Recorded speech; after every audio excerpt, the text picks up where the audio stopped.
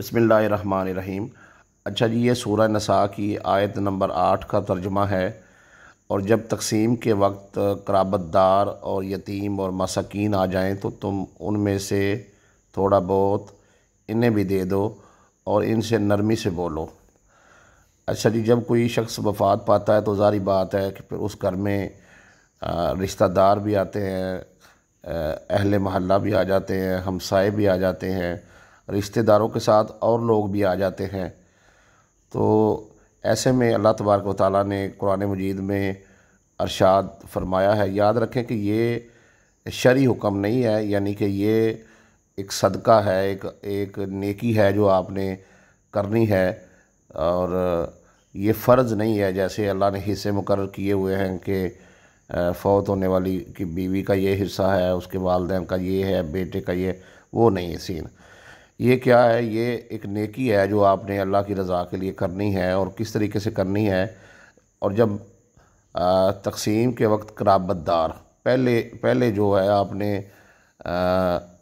शरई से जब बांट रहे हैं तो उस वक़्त आप उसमें से देखें, आपके जो करीबी वो रिश्तेदार हैं जो जिनका शरई हिस्सा तो नहीं बनता है, लेकिन आप देखते हैं कि वो भी मोहताज हैं, ज़रूरतमंद हैं, तो आप मिरास में से कुछ उन्हें भी दे दें। ठीक है जी। उसके बाद यतीम है, यानी रिश्तेदारों में या वैसे अहले महल्ला में या हमसायों में या आने वाले लोगों में कोई ऐसे बच्चे या बच्चियां जो यतीम हैं, तो आप उनकी भी कोई दाद रसी कर दें, उनके साथ भी अच्छे से जो है वो पेश आएँ। अच्छा, तीसरी कैटेगरी जो है वो मसाकीन की है, यानी कि वो चेहरे से तो मांगने वाले नहीं लगते, लेकिन आप गौर व फिक्र करेंगे तो आपको पता चल जाएगा कि ये भी हकदार हैं। तो उनके साथ भी जो है आपने तावन करना है, उन्हें भी मिरास में से कुछ ना कुछ जो है वो दे देना है। तो ये 3 कैटेगरी के लोग हैं, क़राबतदार है, यतीम है और मसाकीन है। और उलमा ये भी कहते हैं कि जो हकदार हमसाए हैं, अगर उनमें भी कोई उस वक़्त मौजूद है तो आप उनको भी दें। तो तुम इसमें से थोड़ा बहुत इन्हें भी दे दो, यानी कि कोई पाबंदी नहीं है कि आपने इतना देना है, कोई शरन ये इनके हिस्से मुकर्रर नहीं है। तो ये आपने एक सदका करना है, ये अल्लाह की राह में आपने खर्च करना है, एक मुस्तहब अमल है जिसका अल्लाह के यहाँ से आपको अजर मिलने वाला है।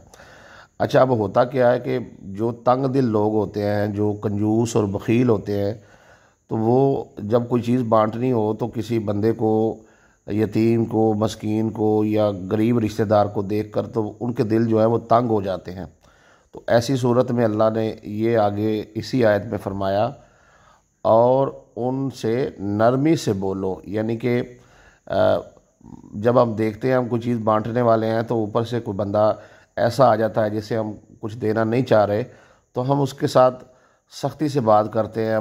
बाज़ दफ़ा लोग कहते हैं कि यार इसे भी अभी आना था, या उसके साथ सख्ती के साथ पेश आते हैं। तो अल्लाह ने मना फरमाया है कि एक तो ये माल जो है, जो आपके सामने बंदा छोड़ गया है, तो उसकी मौत से आप इबरत हासिल करें और ये सीखें कि भाई एक दिन आपने भी इसी तरीके से इस दुनिया को छोड़ जाना है। तो आप बजाय इसके कि आप आज भी सख्त रवैया रखें, आप अपने रवैये को चेंज करें, और जो क़राबतदार है, यतीम है और मसाकीन है, उन पर भी कुछ ना कुछ खर्च करें। ठीक है ना जी।